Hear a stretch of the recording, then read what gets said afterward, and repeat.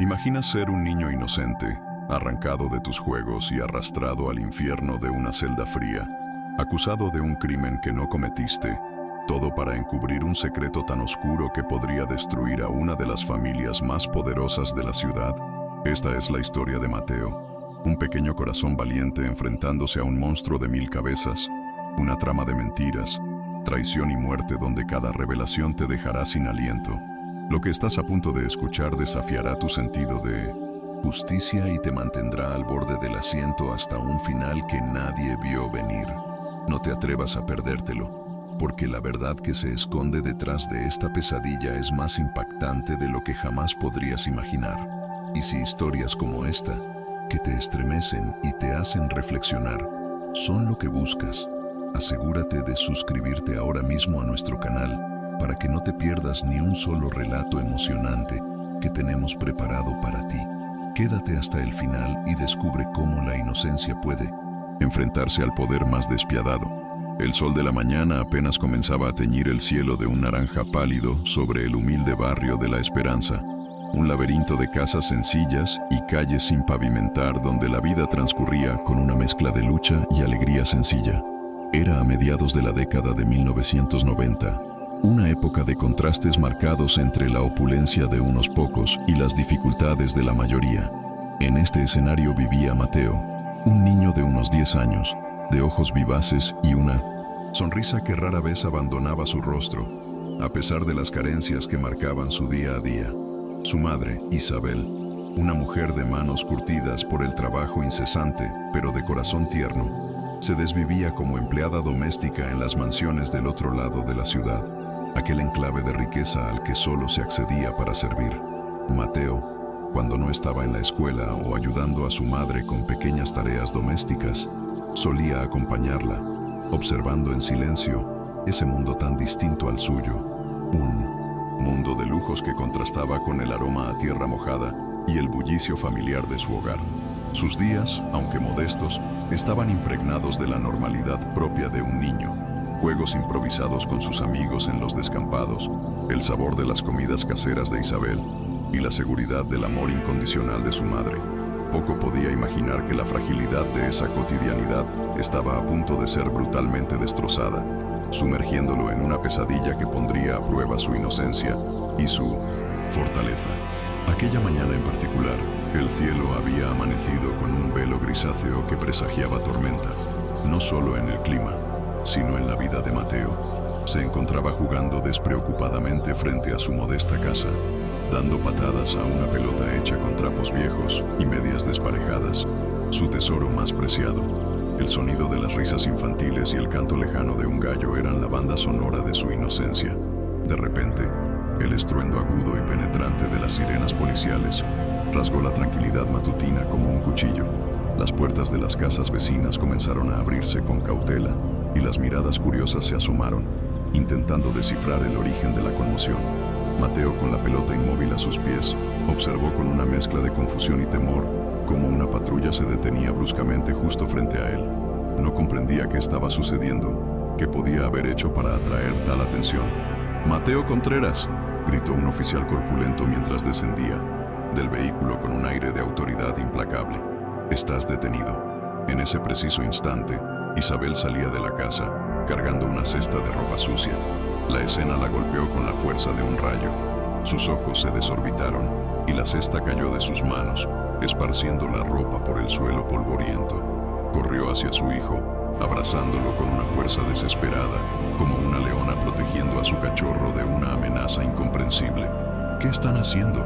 Es solo un niño», gritó con la voz quebrada por la angustia, mientras los oficiales la apartaban con rudeza. «Su hijo está acusado de robo», respondió uno de los policías con una frialdad que helaba la sangre, su tono desprovisto de cualquier atisbo de compasión. «Eso es imposible. Mateo no ha robado nada en su vida. Es un buen chico», replicó Isabel, su voz un torbellino de incredulidad y pánico, mientras sus manos temblaban sin control. El oficial no se dignó a contestar. En su lugar, sacó unas esposas y las ajustó en las pequeñas muñecas de Mateo.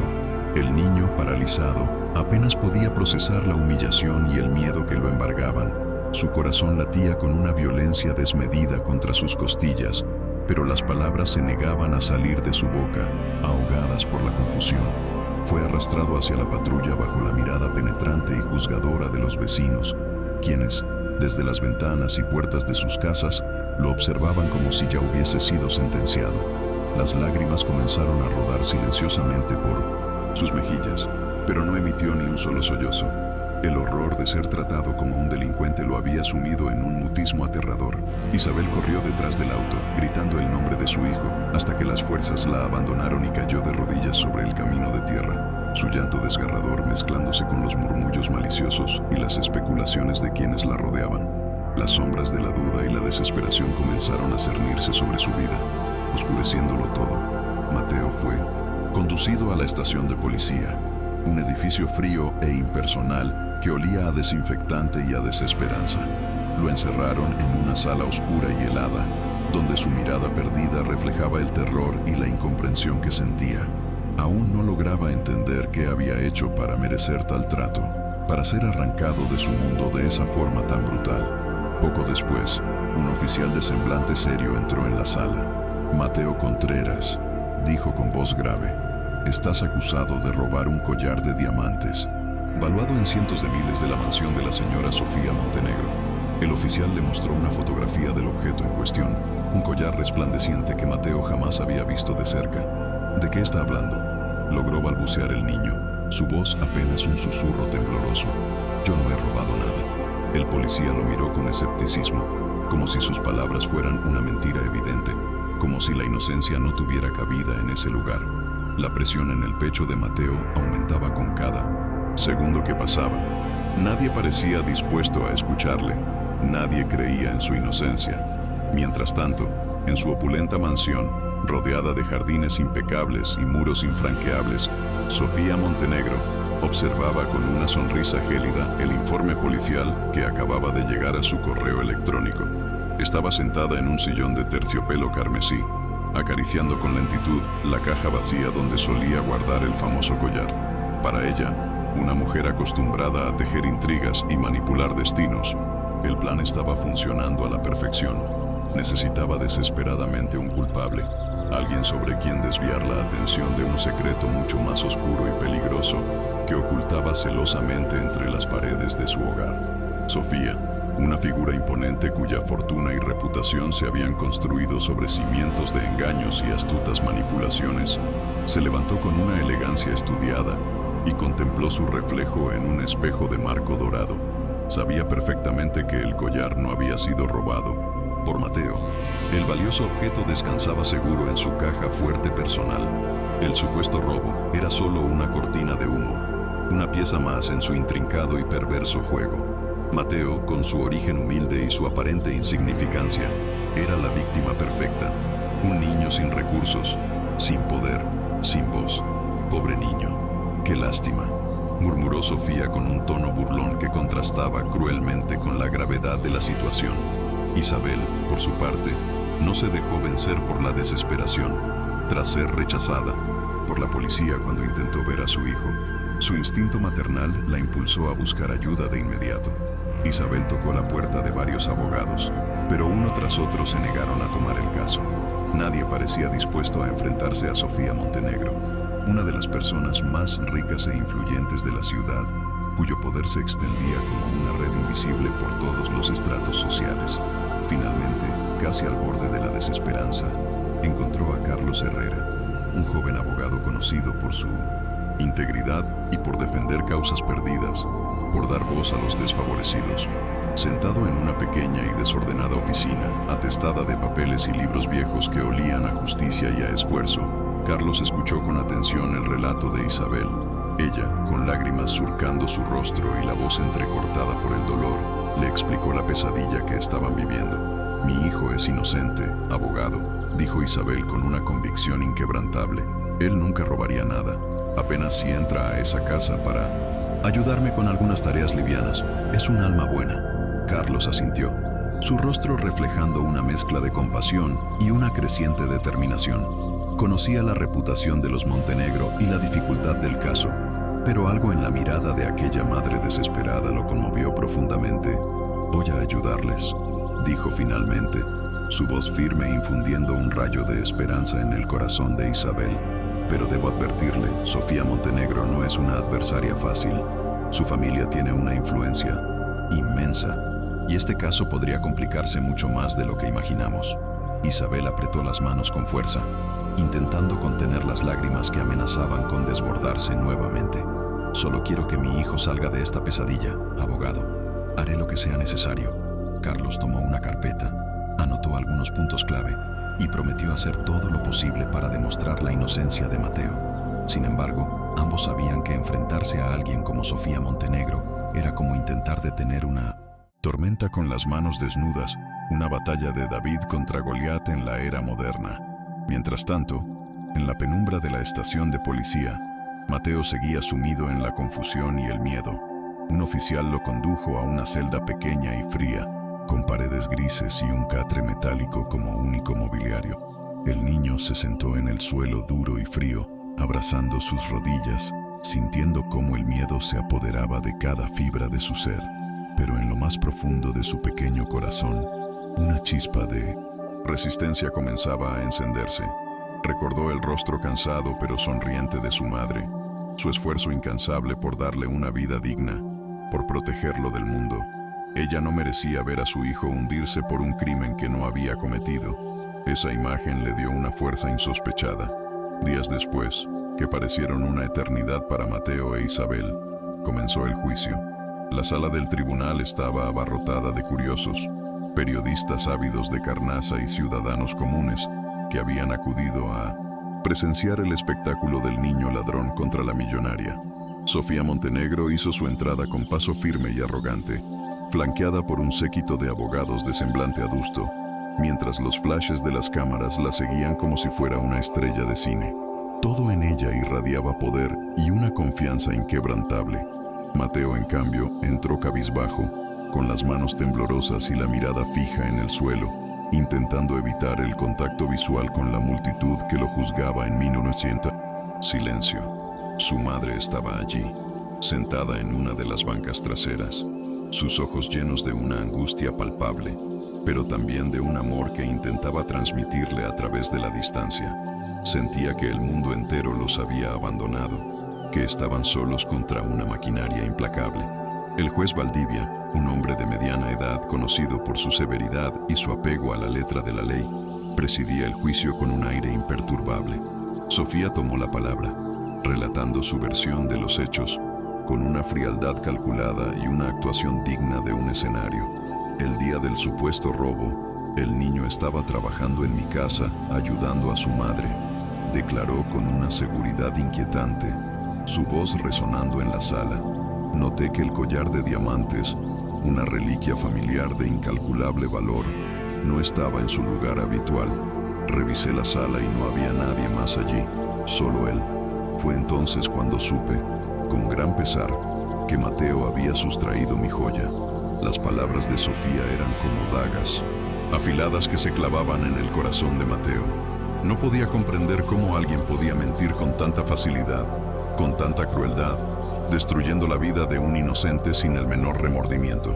Su respiración se hizo más pesada y el miedo, que había intentado mantener a raya, amenazaba con ahogarlo. Nadie parecía escuchar su verdad. Nadie parecía dudar de la palabra de la imponente señora Montenegro. Cuando llegó el turno de Carlos Herrera, el joven abogado intentó con vehemencia cuestionar a Sofía, buscando fisuras en su relato, contradicciones que pudieran revelar la falsedad de su acusación. Pero la millonaria respondía a cada pregunta con una astucia consumada, manipulando la narrativa a su antojo, haciéndola parecer impecable, inexpugnable. La tensión en la sala aumentaba con cada respuesta, mientras los espectadores comenzaban a murmurar entre ellos, la mayoría convencidos de la culpabilidad del niño. Mateo, sentado junto a su abogado, sentía que la oscuridad lo rodeaba, que las paredes se cerraban sobre él. Su madre le lanzó una mirada cargada de amor y esperanza, pero también de un temor profundo y desgarrador. La vida de su hijo pendía de un hilo. El juicio continuó, pero las pruebas en contra de Mateo eran prácticamente inexistentes. Solo la palabra de Sofía Montenegro, respaldada por su inmenso poder económico y social, mantenía en pie la acusación. Y aunque todo parecía estar perdido, Mateo no podía evitar recordar lo que realmente había visto en 1960. Aquella mansión el día del supuesto robo, un recuerdo que había intentado reprimir por miedo, pero que ahora emergía con una claridad aterradora. Una discusión violenta entre Sofía y su esposo, Ricardo Montenegro, voces alzadas cargadas de ira y reproches, y algo más, algo mucho más oscuro y siniestro que el simple robo de un collar. Mientras la tarde caía y el juicio llegaba a una pausa, Mateo sabía que esa verdad, esa imagen que guardaba celosamente en su mente, podría ser la única clave para salvarlo. Pero, ¿cómo enfrentarse a una mujer tan poderosa, tan despiadada, sin que esa verdad fuera aplastada antes de que pudiera ver la luz? El miedo crecía en su pecho como una marea oscura, pero junto a él, de manera inesperada, también lo hacía una pequeña y titilante chispa de esperanza, la convicción de que no podía rendirse. Mateo se encontraba sentado en la pequeña sala de espera de la corte durante un receso, su cuerpo menudo temblando por una mezcla de miedo, rabia e impotencia. Las voces del tribunal, las acusaciones, la mirada fría de Sofía, todo resonaba en su cabeza como un eco persistente. Su mente regresaba una y otra vez a ese instante fatídico en la mansión de los Montenegro, el momento en que había visto algo que nadie más sabía, algo que lo había helado hasta los huesos. Sabía que aquello era importante, crucial, que de alguna manera, esa escena que había presenciado y que había intentado borrar de su memoria, podría ser la llave para demostrar su inocencia. Pero también entendía, con una claridad que le oprimía el corazón, que enfrentarse a Sofía Montenegro y a todo su poder no sería una tarea fácil. Cada vez que había intentado insinuar algo, lo ignoraban o lo trataban como si fuera solo un niño, con una imaginación demasiado activa, un mentiroso tratando de evadir su castigo. El juicio se había convertido en un circo mediático. Los titulares de los periódicos y los noticieros de televisión se llenaban de encabezados sensacionalistas. Niño ladrón. Desafía a la millonaria. Pobreza y codicia. El escándalo que sacude la alta sociedad. Para la opinión pública, moldeada por la influencia de los Montenegro, Mateo ya era culpable, y la imagen de Sofía Montenegro como la víctima intachable, la dama agraviada, parecía inquebrantable. Ella era una maestra en el arte de manipular el sistema a su favor, en tejer redes de influencias que la hacían parecer intocable. Horas después, tras los muros imponentes de la mansión Montenegro, las cosas no eran tan perfectas ni tan serenas como aparentaban. Sofía caminaba inquieta por los amplios salones, el sonido de sus tacones resonando con furia contenida sobre los elegantes pisos de mármol. Su apariencia fría y controlada, tan cuidadosamente cultivada, comenzaba a desmoronarse en la privacidad de su hogar. Sabía que la situación con Mateo podría complicarse peligrosamente si alguien, con la suficiente curiosidad o malicia, empezaba a escarbar en los rincones más oscuros de su vida, en los secretos que guardaba bajo llave. Y lo último que deseaba era que su cuñado, Julián Montenegro, el hermano menor de su difunto esposo, metiera sus narices en el asunto. Julián, un hombre siempre calculador y observador, con una ambición que rivalizaba con la de Sofía pero con menos escrúpulos visibles, la observaba con una desconfianza apenas disimulada desde la ventana de su oficina, ubicada en el ala oeste de la mansión. Sabía que su cuñada estaba ocultando algo mucho más grave y turbio que el simple robo de un collar. Durante años había estado involucrado, a menudo a regañadientes pero siempre por conveniencia, en los asuntos turbios de la familia, en las maniobras financieras y sociales que mantenían a flote el imperio Montenegro. Pero ahora, el peligro de que todo ese castillo de naipes se derrumbara crecía a medida que el caso de Mateo avanzaba y atraía una atención no deseada. Él tenía tanto o más que perder que ella, pero no estaba dispuesto a sacrificar su propio bienestar, su propia libertad, por proteger a Sofía, especialmente si ella había actuado de forma imprudente. Las tensiones entre ellos, que siempre habían existido bajo una superficie de cortesía familiar, aumentaban con cada día que pasaba, y una traición, silenciosa y metódica, comenzaba a cocinarse lentamente en las sombras de aquella opulenta mansión. «No puedes seguir jugando con fuego, Sofía», le dijo Julián una noche, durante uno de esos diálogos tensos donde el hielo en sus palabras parecía invadir cada rincón de la habitación. «Ese niño, Mateo, algo me dice que hay mucho más en esto de lo que estamos viendo. No es solo el collar, ¿verdad?». Sofía lo miró fijamente, su expresión impenetrable, una máscara de frialdad que había perfeccionado a lo largo de los años. Sabía que Julián, a pesar de haber sido su aliado en innumerables ocasiones, siempre estaba buscando la forma de protegerse a sí mismo, de salir indemne de cualquier catástrofe. «No tienes por qué preocuparte por él, Julián», respondió con una frialdad calculada. «Mateo es solo una pieza insignificante en este juego, un peón que será sacrificado sin que nadie lo note. Nadie le va a creer. Tengo todo bajo control». Julián se acercó un paso más, su tono volviéndose más grave, casi amenazante.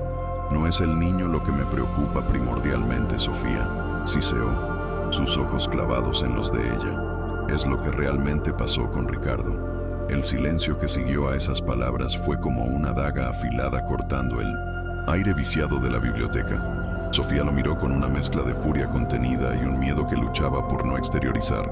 Su difunto esposo, Ricardo Montenegro, había muerto hacía unos meses en circunstancias que muchos, en voz baja, consideraban sospechosas, pero hasta ese momento nadie se había atrevido a cuestionar abiertamente la versión oficial de los hechos. Un desafortunado accidente doméstico, así lo habían llamado, pero Julián sabía la verdad, o al menos sabía lo suficiente como para usarla en su contra si lo consideraba necesario para su propia supervivencia.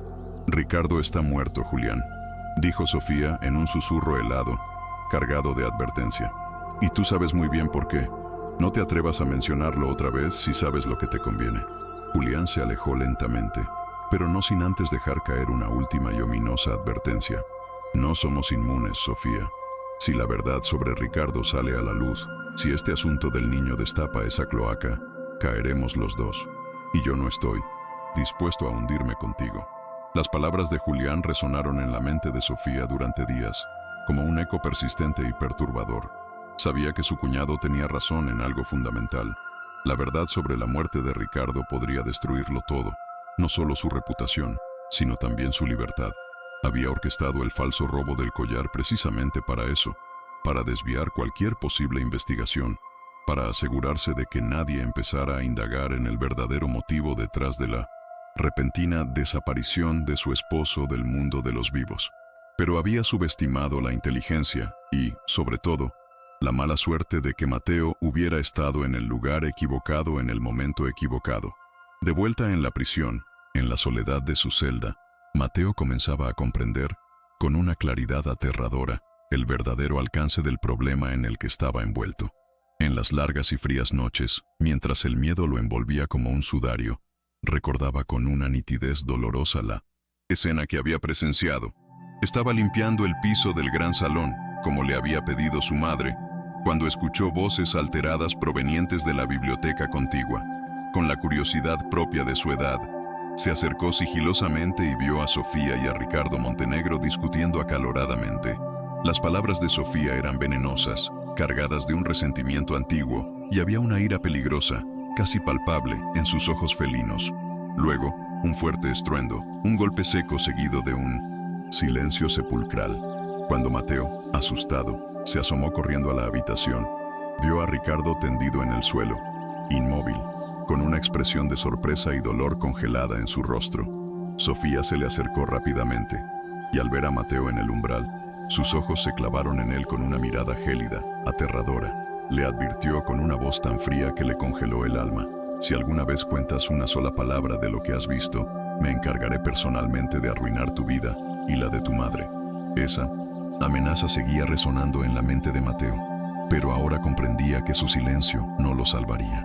Si quería recuperar su vida, si quería limpiar su nombre y el de su madre, tendría que hablar, aunque eso significara enfrentarse a Sofía Montenegro y a todo el poder oscuro que ella ostentaba.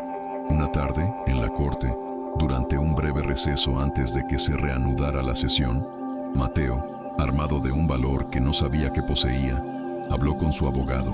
Carlos Herrera. La conversación fue tensa, cargada de emociones reprimidas y del peso de una verdad demasiado grande para un niño.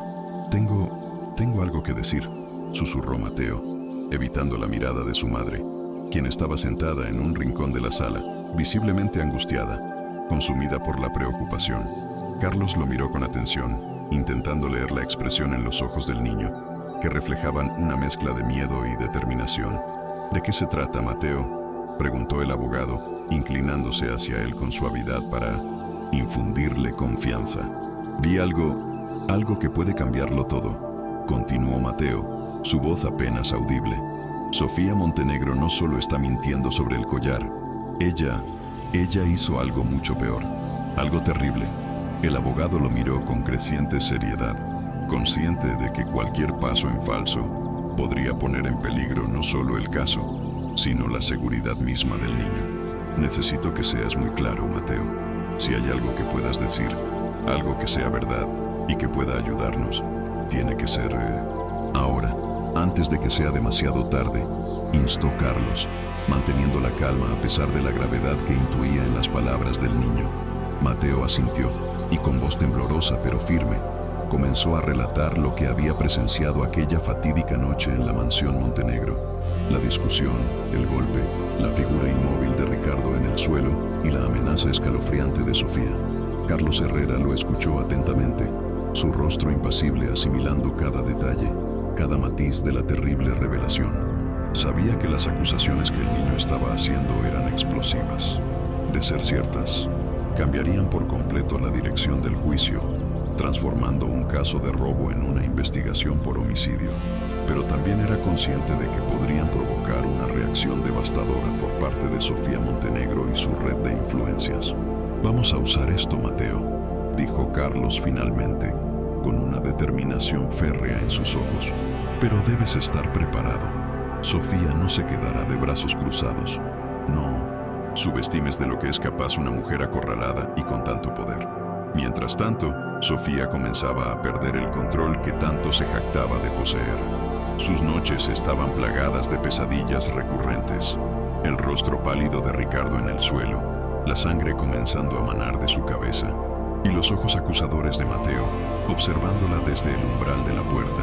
Se despertaba con el corazón acelerado, bañada en un sudor frío, sintiendo que las paredes de su vida perfecta, construida sobre mentiras y secretos, comenzaban a derrumbarse a su alrededor.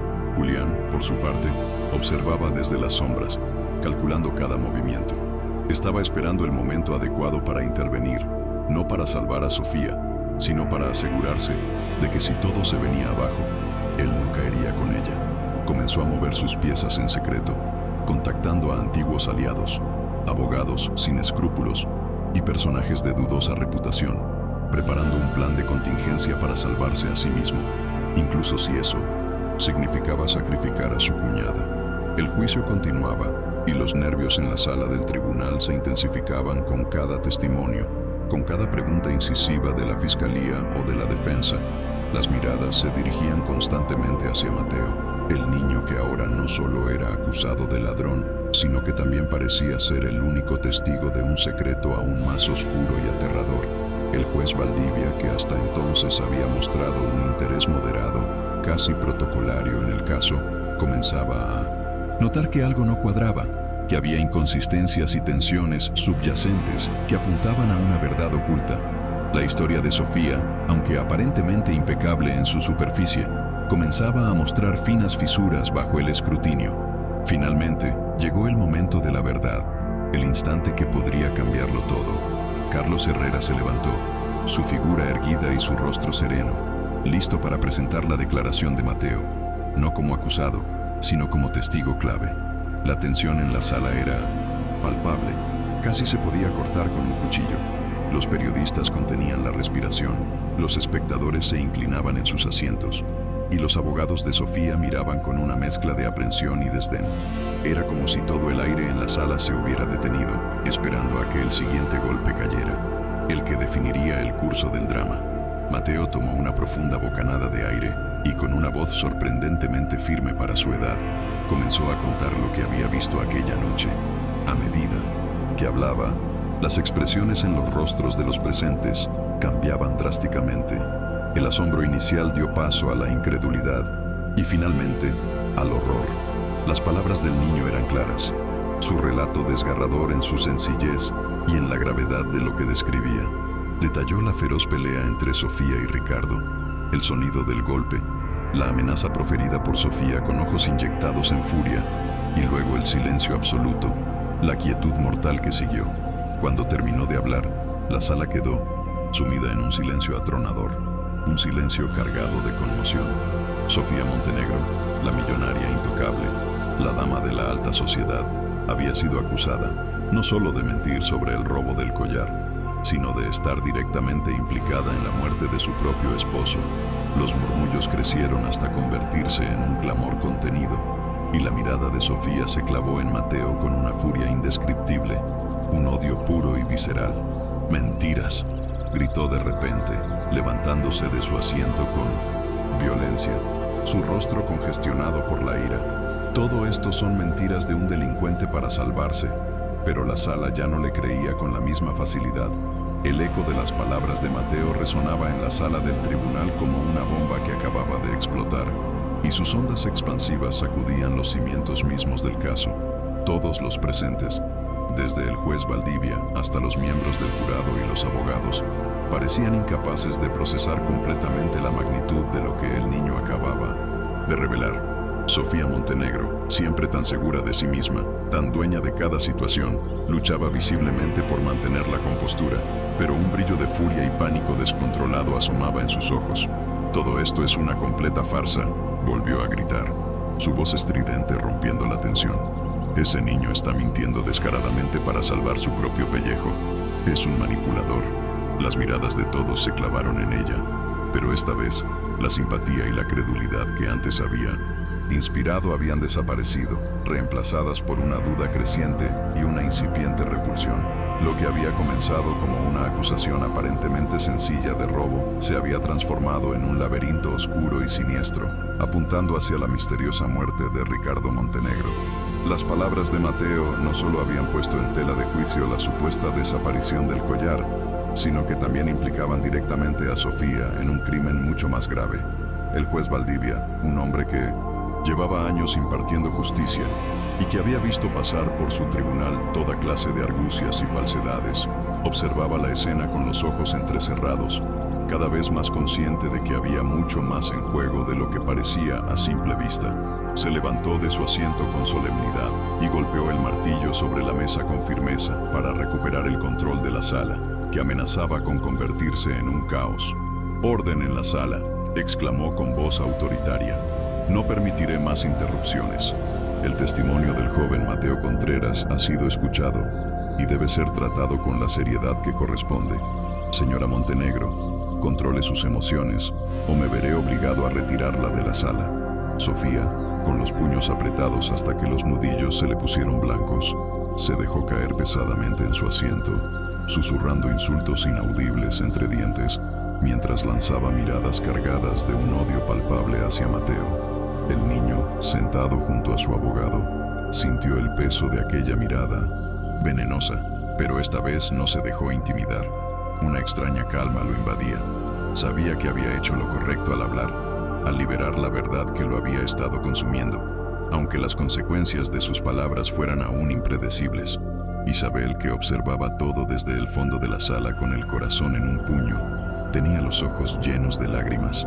Ver a su hijo tan vulnerable y, al mismo tiempo, tan valiente, la llenaba de un orgullo inmenso, pero también de un miedo atroz. Sabía que enfrentarse a alguien como Sofía Montenegro no sería fácil. Aquella mujer tenía poder, conexiones en las más altas esferas y era capaz de cualquier cosa para proteger su reputación y su libertad. Temía por lo que pudiera pasarle a Mateo si las cosas salían mal, si la maquinaria de Sofía lograba aplastarlos. Carlos Herrera, el abogado defensor de Mateo, se levantó con calma, aprovechando el desconcierto y el caos momentáneo en la sala para asentar el golpe que acababan de dar. Se dirigió al jurado, su voz cargada de convicción y sinceridad. «Lo que acabamos de escuchar, damas y caballeros del jurado», comenzó, su tono mesurado pero firme, «no es solo el testimonio de un niño asustado.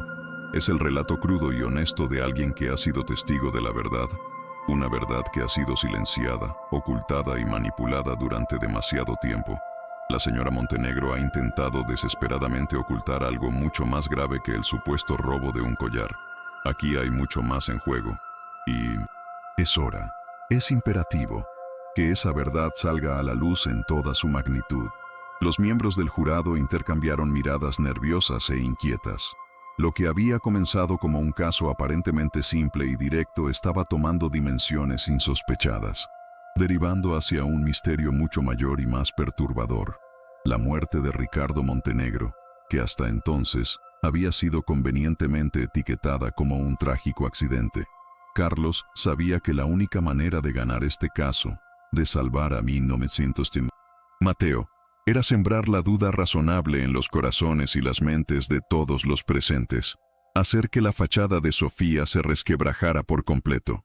Sabía que ella estaba al borde del colapso y que solo necesitaba un último empujón certero para que todo su mundo de mentiras se desmoronara como un castillo de arena ante la marea.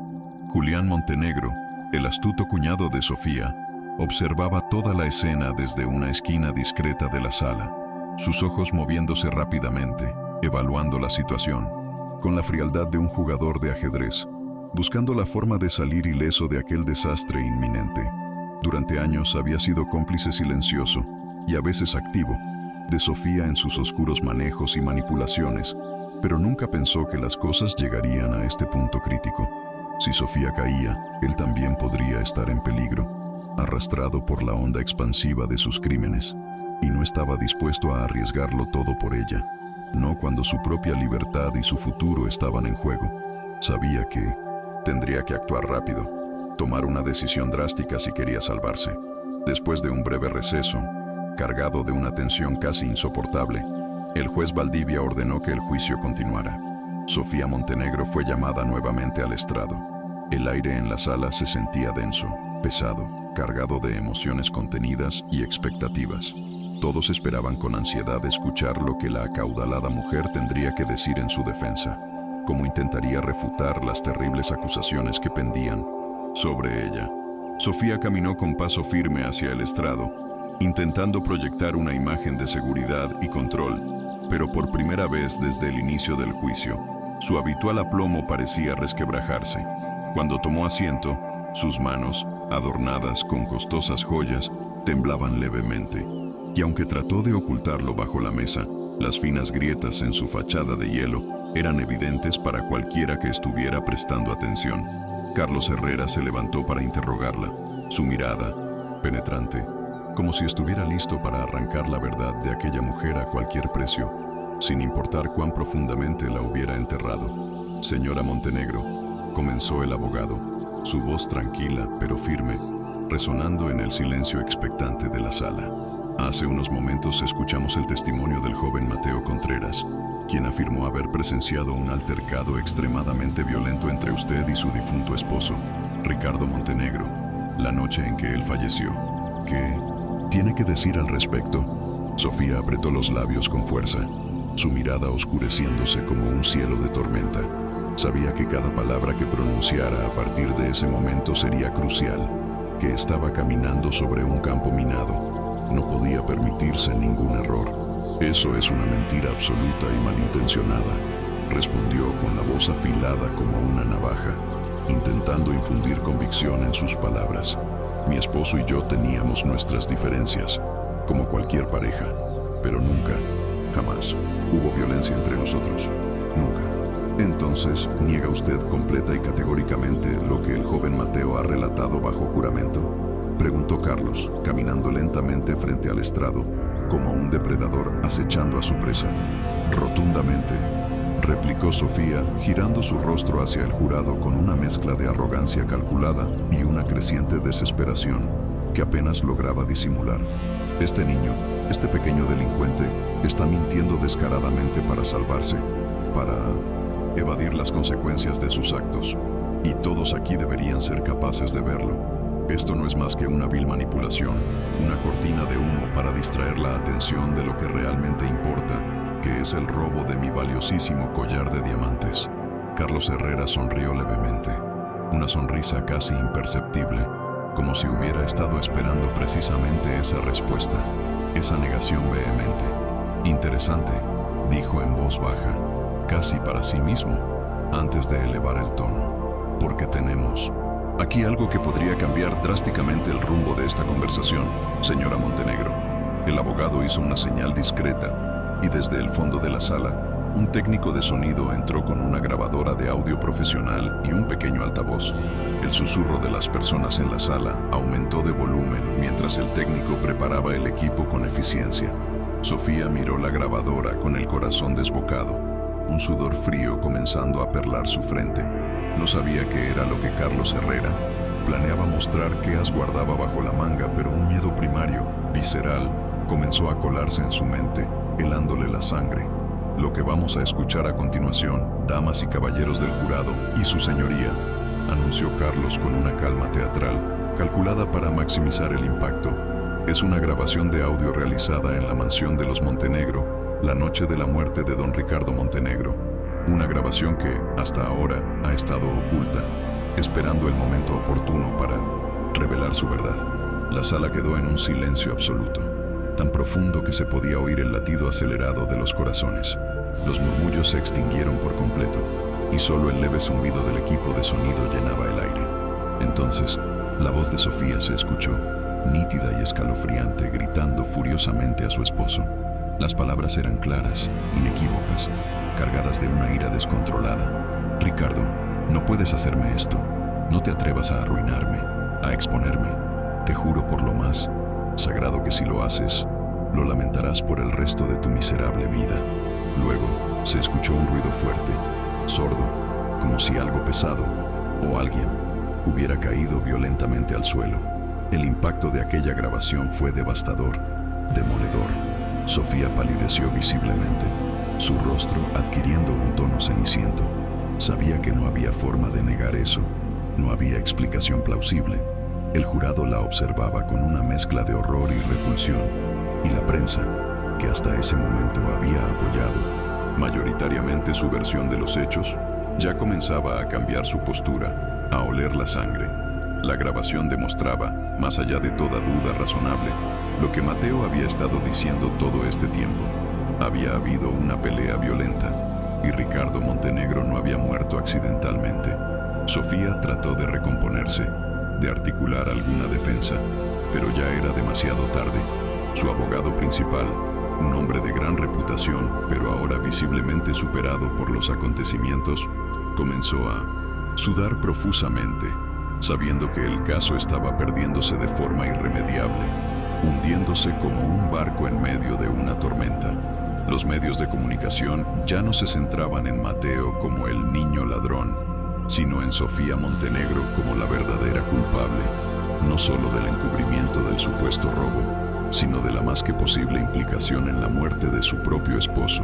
Julián, que había permanecido en un silencio tenso y expectante durante todo este tiempo, se levantó lentamente de en su asiento, sus pensamientos corriendo a 1000 por hora.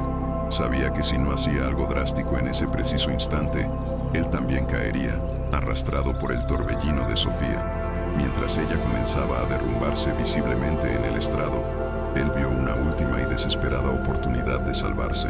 Se acercó rápidamente al abogado de Sofía y le susurró algo urgente al oído. Luego, con una mirada fría e indescifrable, abandonó la sala del tribunal sin decir una palabra más, dejando tras de sí un rastro de intriga y temor. El juicio aún no había terminado oficialmente, pero la caída de Sofía Montenegro ya había comenzado y parecía imparable. La revelación de la grabación en la sala del tribunal había dejado una marca indeleble en todos los presentes. Sofía Montenegro, la mujer que hasta ese momento había mantenido un control férreo y casi absoluto sobre su vida, su imagen y su entorno, se encontraba acorralada, expuesta en su cruda y despiadada verdad. Ya no era solo una millonaria, arrogante y altanera defendiendo su supuesto collar robado. Era la principal sospechosa en la muerte violenta de su esposo. El aire en la sala se volvía cada vez más tenso, irrespirable, como si todos estuvieran conteniendo la respiración, esperando el próximo golpe, el desenlace final de aquel drama judicial.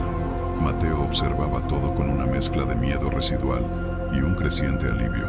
Por primera vez desde que aquella pesadilla había comenzado, sentía que la verdad, su verdad, estaba finalmente saliendo a la luz, abriéndose paso entre la maraña de mentiras y manipulaciones. Su madre, Isabel, lo abrazó con fuerza durante el siguiente receso del juicio. Sus lágrimas ahora no solo de angustia, sino también de orgullo y un cansancio acumulado durante semanas de sufrimiento.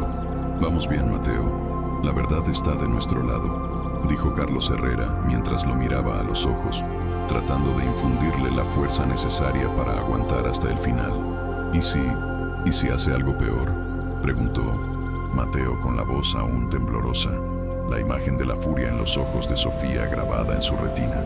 Ella es capaz de cualquier cosa. Lo vi en sus ojos, abogado. El abogado colocó su mano sobre el hombro menudo de Mateo, reconociendo el miedo legítimo que cargaba el niño. Sabía que Sofía Montenegro no había jugado todas sus cartas todavía. Si algo había aprendido en sus años en el mundo legal, es que las personas como ella, acorraladas y con todo por perder, no se rendían fácilmente. Eran como bestias heridas, peligrosas hasta el último aliento. Dentro de la imponente mansión Montenegro, que ahora parecía más una prisión dorada, Julián se sentaba en su oscuro despacho, con la mirada fija en su teléfono, sopesando sus opciones. La decisión que estaba a punto de tomar lo atormentaba. Una lucha interna entre una lealtad familiar erosionada por el tiempo y el instinto básico de supervivencia. Su alianza con Sofía había durado años, cimentada en intereses comunes y secretos, compartidos. Pero ahora veía con una claridad meridiana cómo todo el imperio de mentiras y corrupción que habían construido juntos comenzaba a desmoronarse con estrépito. Y si no hacía algo rápido, drástico, el derrumbe lo arrastraría también a él hacia el abismo. Marcó un número en el teléfono, su voz apenas un susurro tembloroso cuando habló con su interlocutor al otro lado de la línea, una figura sombría de su pasado. «Necesito que se tomen acciones inmediatas», ordenó Julián, respirando con dificultad, el peso de la traición y el miedo oprimiéndole el pecho. «Todo debe estar limpio, completamente limpio, antes de que esta locura termine. Y asegúrate, por lo que más quieras, de que ella no diga nada que nos comprometa a ambos».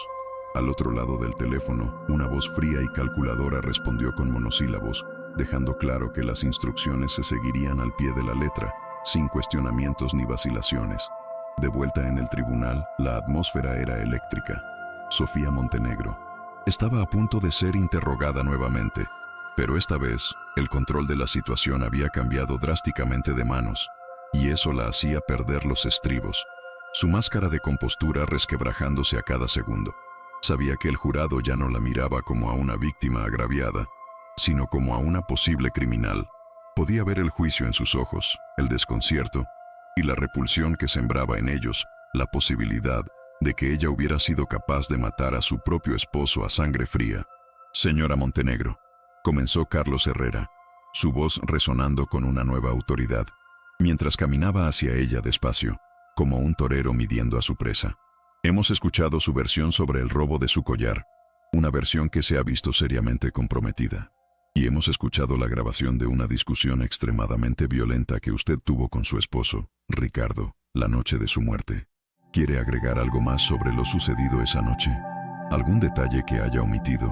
«Convenientemente», Sofía intentó controlar sus nervios, pero sus manos temblaban de forma visible sobre su regazo.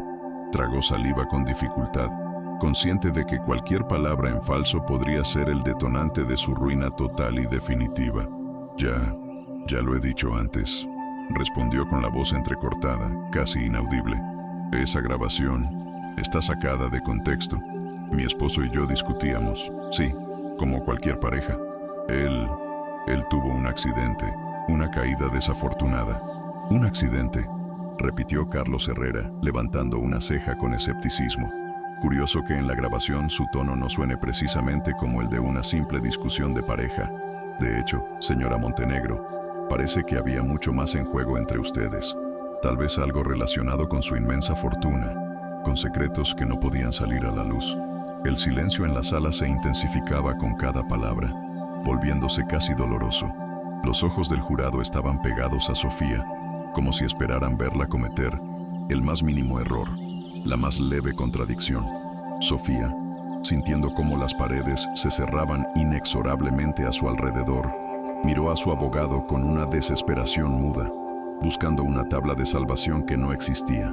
Ricardo tenía problemas, dijo finalmente, su voz baja pero cargada de una tensión palpable, optando por una nueva y arriesgada estrategia.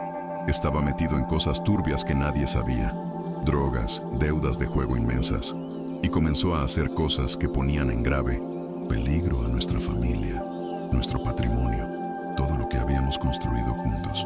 Yo solo intentaba proteger lo nuestro, protegerlo a él de sí mismo. Los murmullos en la sala estallaron de inmediato, como un enjambre de abejas furiosas. Sofía había lanzado una bomba, revelando un lado oscuro y desconocido de su difunto esposo que nadie, ni siquiera los más cercanos, había sospechado.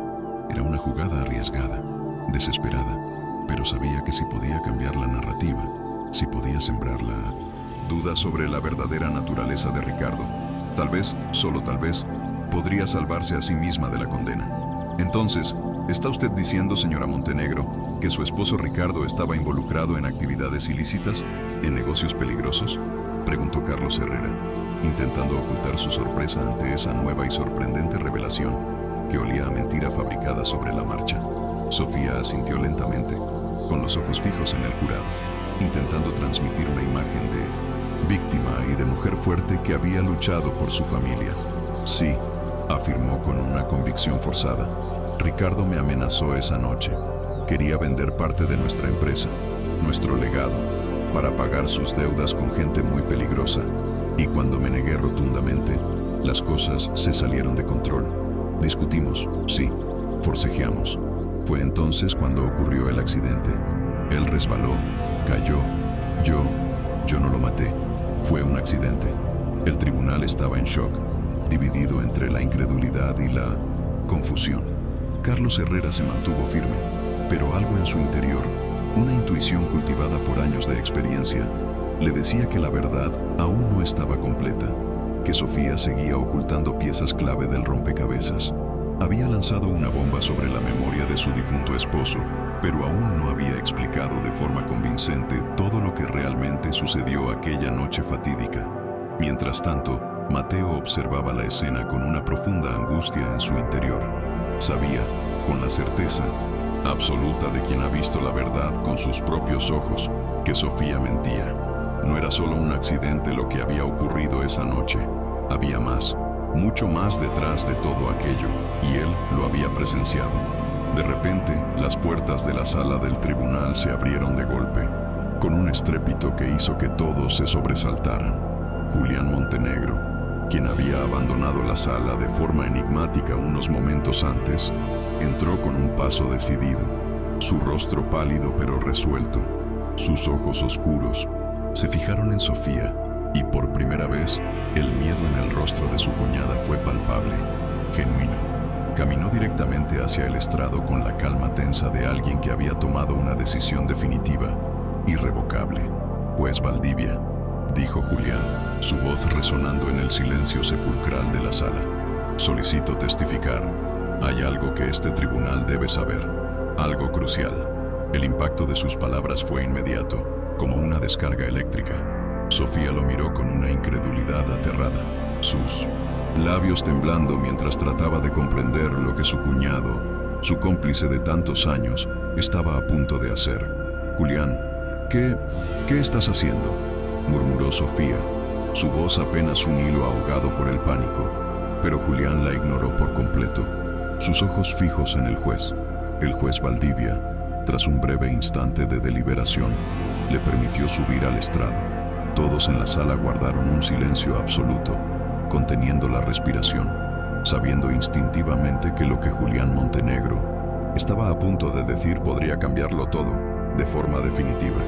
«Ricardo y yo compartíamos ciertos secretos, es verdad», comenzó Julián, su voz sorprendentemente firme, mirando directamente a los ojos de Sofía, que lo fulminaba con la mirada. Pero no en el sentido que Sofía acaba de mencionar.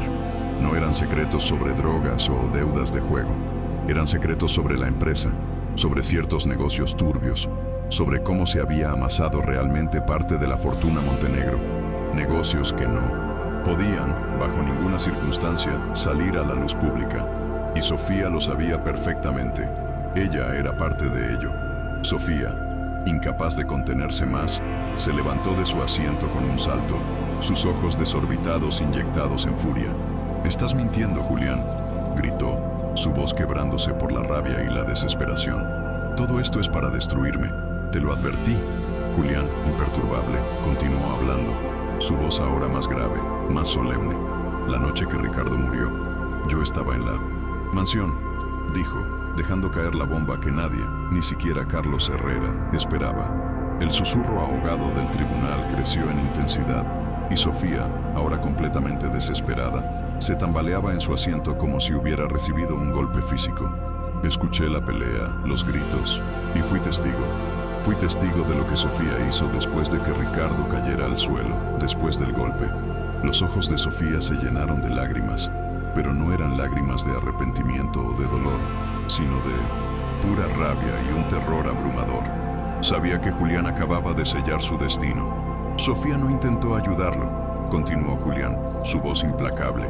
No llamó a emergencias, lo dejó morir, y luego me pidió que la ayudara a ocultar todo, a limpiar la escena, a asegurarnos de que pareciera un accidente. Todo esto, el caso del collar, la acusación contra este niño inocente, fue parte de su plan desesperado para desviar la atención de lo que realmente sucedió, para encubrir el asesinato de Ricardo. La traición de su cuñado, de su cómplice, había sido el golpe final, la estocada mortal, y no había nada, absolutamente nada, que pudiera hacer para detenerlo. «No», gritó Sofía, su voz rompiéndose en un sollozo desgarrador. «Estás mintiendo, maldito traidor. Tú también estás involucrado». El juez golpeó el martillo con fuerza una y otra vez, pidiendo silencio, orden en la sala, pero ya no había vuelta atrás. El velo había caído. Sofía Montenegro, la mujer que había controlado todo y a todos durante tanto tiempo con puño de hierro y guante de seda, estaba viendo cómo su imperio de mentiras, corrupción y manipulación se desmoronaba estrepitosamente ante sus propios ojos, reduciéndose a cenizas. El tribunal se llenó de murmullos y exclamaciones ahogadas tras la demoledora revelación de Julián. Los ojos de los espectadores se movían frenéticamente entre una Sofía desencajada y su cuñado, cuya expresión era ahora una máscara de fría determinación. La tensión en el aire era casi palpable, se podía cortar. Sofía Montenegro, quien había mantenido una fachada impecable de dignidad y poder durante todo el juicio, ahora estaba completamente rota, deshecha. Sus gritos de negación y acusación resonaban en la sala, pero sus palabras eran un eco vacío, envuelto en el miedo de su inminente caída, de la pérdida total de control. Mateo, sentado al lado de su abogado, Carlos Herrera, observaba en silencio la furia y la desesperación de Sofía. Una extraña mezcla de alivio y una profunda tristeza lo embargaba. Sabía que la verdad, esa pesada carga que había llevado dentro de él durante tanto tiempo, finalmente estaba saliendo a la luz, liberándolo. Pero la profundidad de la oscuridad que rodeaba a Sofía y a su familia, la maldad de la que eran capaces, lo sobrepasaba, lo dejaba sin aliento. El juez Valdivia se inclinó hacia adelante en su asiento, sus ojos severos fijos en Sofía, que ahora había dejado de gritar y sollozaba en silencio, un llanto amargo de rabia y derrota, consciente de que su máscara, tan cuidadosamente construida, había caído para siempre. «Señora Montenegro», dijo el juez con una voz grave que parecía cortar el aire viciado de la sala, «este tribunal ha escuchado suficientes pruebas y testimonios en su contra. El testimonio de su cuñado, don Julián Montenegro, es claro y contundente. Las pruebas presentadas por la defensa, incluyendo la grabación de audio y el testimonio del joven Mateo Contreras, han demostrado de manera fehaciente que este niño fue utilizado cruelmente como una pieza de distracción, como un chivo expiatorio, para encubrir la muerte de su esposo, don Ricardo Montenegro. No podemos, ni vamos a continuar con esta farsa ni un minuto más». Sofía levantó la cabeza. Su mirada, antes llena de arrogancia, ahora estaba inundada de un odio profundo y desesperado hacia Julián.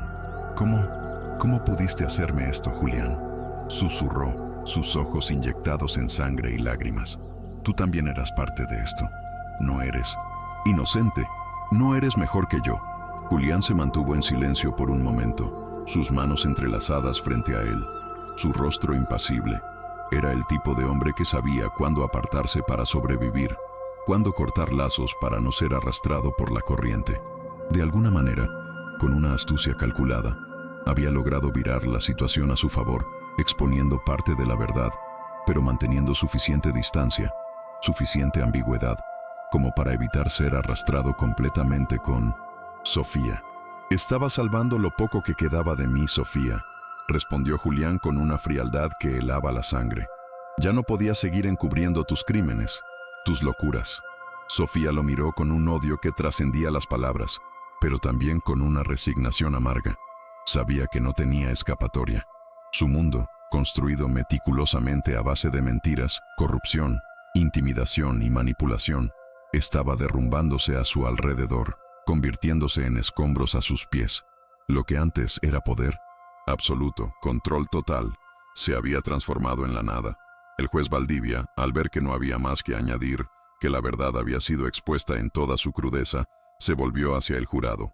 Damas y caballeros del jurado, es hora de que deliberen sobre la culpabilidad o inocencia del joven Mateo Contreras, quien ha sido, a todas luces, falsamente acusado de robo. Y también es momento de que esta corte tome medidas contundentes contra la señora Sofía Montenegro. El testimonio de don Julián Montenegro, junto con todas las pruebas presentadas, señalan inequívocamente que aquí ha ocurrido algo mucho más siniestro, mucho más grave, de lo que inicialmente se pensó. Los murmullos en la sala se intensificaron, y el jurado abandonó la habitación para deliberar, aunque para la mayoría de los presentes, el veredicto ya estaba claro. Mientras tanto, Sofía se hundía en su asiento, su rostro una máscara de agotamiento, desesperación y una rabia impotente. Era la primera vez en su vida adulta que no controlaba el resultado de una situación, que su destino estaba en manos de otros, y esa sensación la devoraba por dentro. Mateo y su madre, Isabel, se mantuvieron en un silencio tenso durante esos largos minutos de espera. Isabel sostenía la mano de su hijo con fuerza, sus uñas clavándose ligeramente en su piel, temiendo que en cualquier momento algo saliera mal, que algún tecnicismo legal, alguna influencia oculta de los Montenegro, revirtiera la situación. A pesar de todo lo que habían logrado, sabía instintivamente que el peligro no se había ido del todo. Aún quedaban sombras amenazantes alrededor de Sofía y su familia, fuerzas oscuras que podrían intentar vengarse en el futuro. Finalmente, el jurado regresó. El ambiente en la sala se volvió asfixiante, como si nadie pudiera respirar con normalidad. Todos esperaban escuchar las palabras que pondrían fin a esa pesadilla, a ese calvario que había consumido sus vidas durante semanas. Hemos llegado a un veredicto, anunció el portavoz del jurado con voz firme y clara, que resonó en cada rincón del tribunal. En el caso del Estado contra Mateo Contreras, por el cargo de robo agravado, hemos encontrado al acusado, inocente de todos los cargos. Un suspiro colectivo, una ola de alivio, recorrió la sala. Mateo sintió como una enorme carga, un peso insoportable que había estado aplastando sus pequeños hombros, se deslizaba y desaparecía.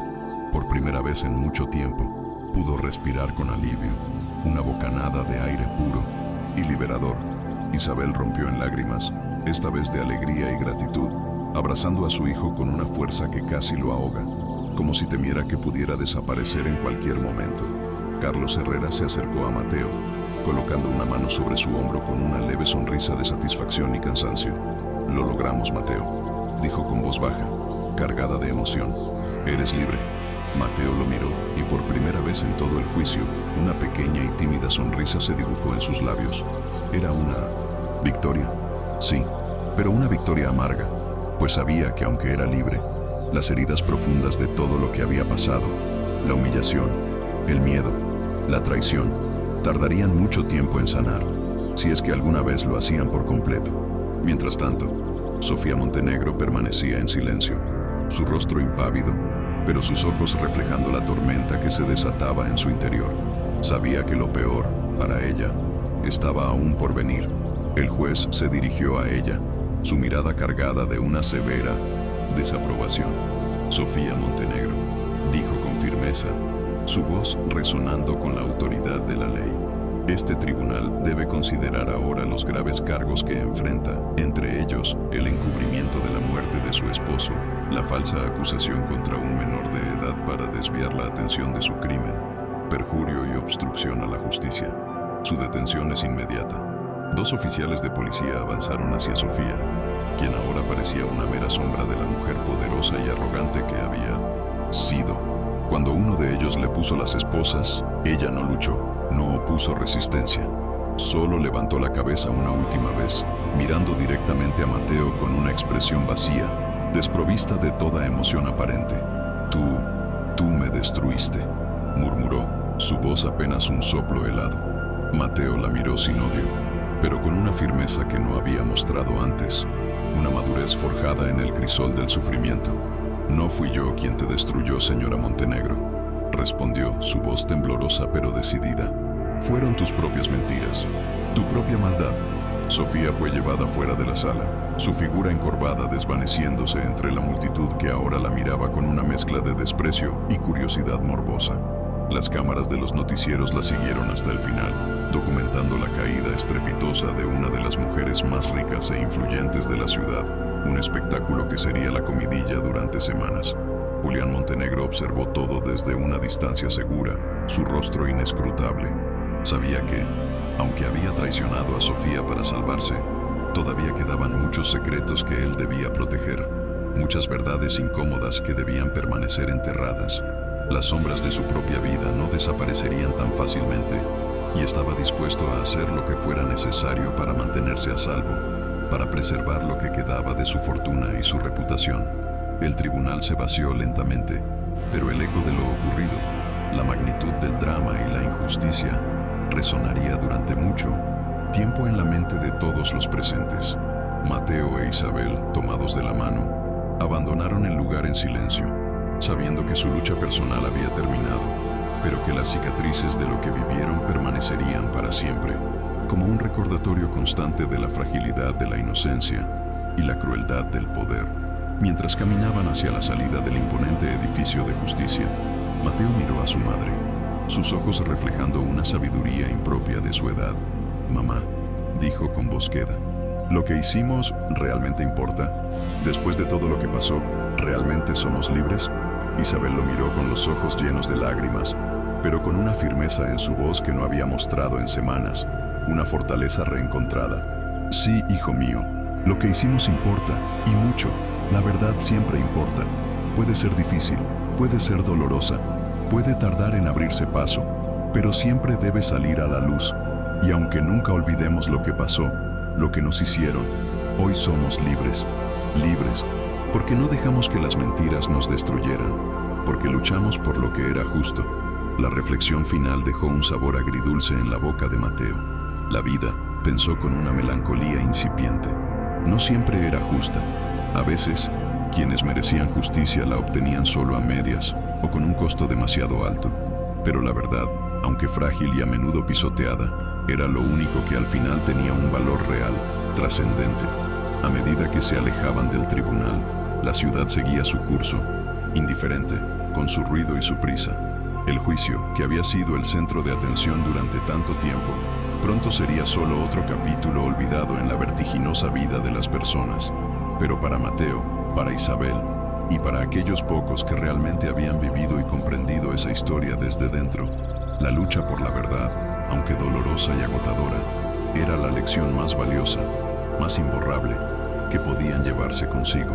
El sol de la tarde comenzaba a filtrarse por las grandes ventanas del tribunal, tiñendo el polvo en suspensión de un tono dorado, como si la luz misma quisiera tocarles y recordarles que fuera de esas frías paredes de mármol, la vida seguía, con sus desafíos y sus esperanzas. Aunque el juicio había terminado, había una sensación latente en el aire, una intuición compartida por madre e hijo, de que el cierre completo, la paz total, aún no había llegado del todo. Al salir a la calle, una multitud de periodistas y curiosos se abalanzó sobre ellos como una jauría hambrienta.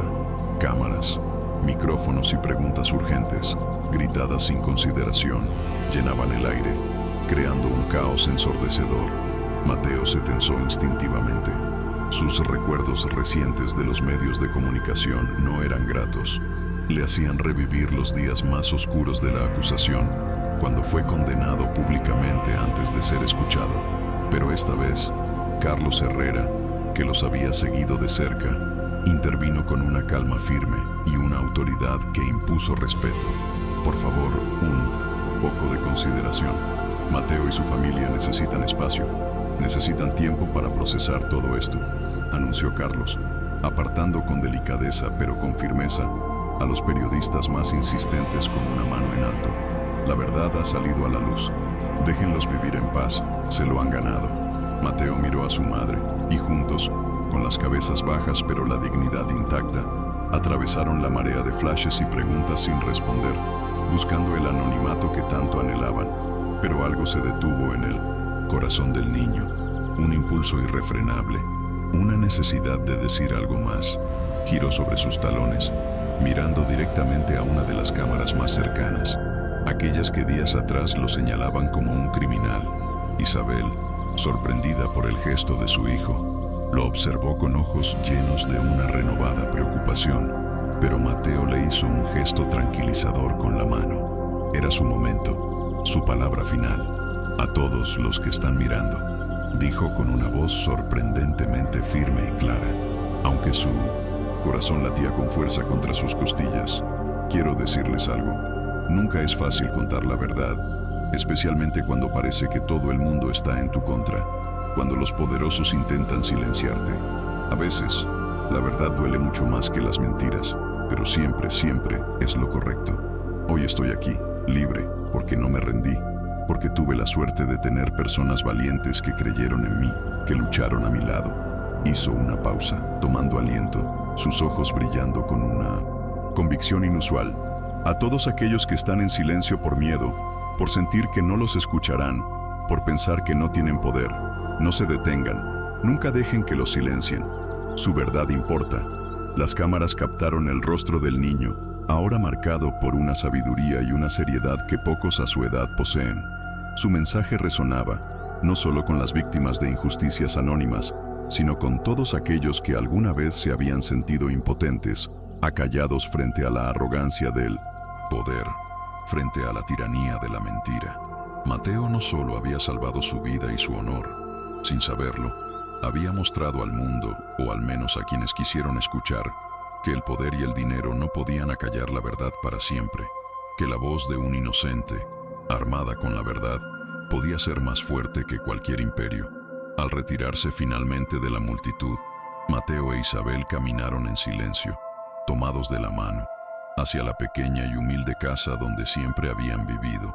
Un hogar, lejos de los lujos y las intrigas de los Montenegro, pero llena de un amor y una dignidad que ninguna fortuna podía comprar. En el camino, mientras el sol comenzaba a descender en el horizonte, pintando el cielo de tonos violetas y anaranjados, un coche elegante pero discreto se detuvo a su lado. Carlos Herrera descendió del vehículo, su expresión serena pero con un matiz de algo más, algo que aún no había compartido. Mateo, Isabel, los llamó mientras se acercaba con paso rápido. Sé que ahora mismo solo quieren regresar a casa, olvidar todo y descansar, pero hay algo más que necesitan saber, algo que podría cambiar las cosas. Isabel lo miró preocupada, su instinto maternal alertándola ante cualquier nueva complicación, mientras Mateo, agotado física y emocionalmente, se preparaba para escuchar lo que fuese. Ya nada podía sorprenderlo demasiado. Sofía Montenegro, antes de ser formalmente procesada y mientras estaba bajo custodia, hizo una confesión adicional y modificó su testamento, continuó Carlos, eligiendo sus palabras con cuidado. Aunque se haya derrumbado en el juicio, y aunque esto no repare el daño irreparable que hizo, una parte considerable de su fortuna fue destinada, en un último acto de, bueno, no sé cómo llamarlo, quizás un intento retorcido de expiación, a reparar el daño que causó, y en una acción que nadie, absolutamente nadie esperaba, dejó una parte significativa de sus bienes para ti, Mateo. Isabel quedó boquiabierta. sin palabras. Y Mateo simplemente negó con la cabeza, incrédulo. Había sobrevivido a tanto, había luchado con todas sus fuerzas por su vida, por su honor y por la tranquilidad de su madre, que el dinero, en ese momento, le parecía algo insignificante, casi una burla. Pero lo que Carlos Herrera dijo a continuación fue lo que realmente lo impactó, lo que le heló la sangre de una manera diferente. Sofía también confesó algo más personal, algo perturbador, añadió el abogado, su tono volviéndose más sombrío. Dijo que la noche en que murió Ricardo y en los días posteriores, cuando te vio, cuando supo que habías presenciado algo, te vio, de alguna manera retorcida, como el hijo que nunca tuvo, o como un símbolo de la inocencia que ella había perdido hacía mucho tiempo. Por eso te eligió, por eso te culpó. No fue solo por lo que sabías, sino por lo que representabas para ella en su mente desquiciada. Era, según sus propias palabras, su último acto de desesperación, de crueldad, al ver cómo se desmoronaba todo lo que había construido, todo su mundo de apariencias. Mateo sintió una compleja mezcla de emociones que no podía describir fácilmente. No era compasión por Sofía, ciertamente no. Era más bien una profunda y abrumadora tristeza por lo que las vidas de los Montenegro, tan llenas de riqueza y poder, habían llegado a ser. Un cascarón vacío, una tragedia sin redención posible. Durante años habían mantenido una fachada de poder, de elegancia y perfección, solo para que todo se derrumbara en un abismo de violencia, mentiras y autodestrucción. Al llegar finalmente a la puerta de su hogar, aquella casita que ahora le parecía un palacio de paz y seguridad, Mateo se detuvo un instante, mirando a su madre. Por primera vez en muchos meses, había una calma genuina en sus ojos, una serenidad que reemplazaba el miedo y la angustia. Isabel sonrió levemente, una sonrisa cansada pero llena de un amor infinito, y puso su mano sobre la cabeza de su hijo, acariciándole el cabello. Hoy empieza una nueva vida, Mateo, dijo con voz suave pero firme, una voz que prometía futuro. Lo que pasó, todo el horror que vivimos, no define quién eres ni quién serás. Lo que hagas de aquí en adelante, tus decisiones, tus acciones, eso sí te definirá. Mateo sonrió finalmente, una sonrisa amplia y liberada, sintiéndose libre de las sombras que lo habían perseguido durante meses. Abrió la puerta de su hogar, sabiendo que aunque el camino por delante sería sin duda difícil y las cicatrices emocionales tardarían en sanar, estaba listo para enfrentarlo. La verdad, su verdad, lo había liberado, y con eso, la historia de un niño inocente que enfrentó al poder corrupto con nada más que su valentía y la verdad en su corazón, llegó a su fin. Aunque las cicatrices permanecerían como un testimonio silencioso de su lucha, Mateo había aprendido una valiosa e imborrable lección. La verdad puede ser dolorosa, puede ser peligrosa, pero al final, siempre, siempre será el camino más fuerte, el único camino, verdadero, hacia la libertad y la dignidad. La historia de Mateo nos demuestra que la verdad, por más frágil que parezca, posee una fuerza indomable capaz de derribar imperios de mentira y corrupción. Ahora te pregunto, si te vieras en una encrucijada donde callar parece lo más seguro, ¿tendrías el coraje de alzar tu voz por la justicia, aún enfrentando un poder inmenso? Comparte tu reflexión más sincera en los comentarios. Queremos leer tu perspectiva. Si esta historia tocó tu alma, no olvides suscribirte a nuestro canal y activar la campanita de notificaciones. Es la única forma de asegurarte que no te perderás ninguna de nuestras próximas narrativas, cargadas de emociones y lecciones transformadoras. Haz clic ahora en el video que aparece en pantalla para continuar explorando relatos impactantes como este. Un fuerte abrazo y hasta la próxima.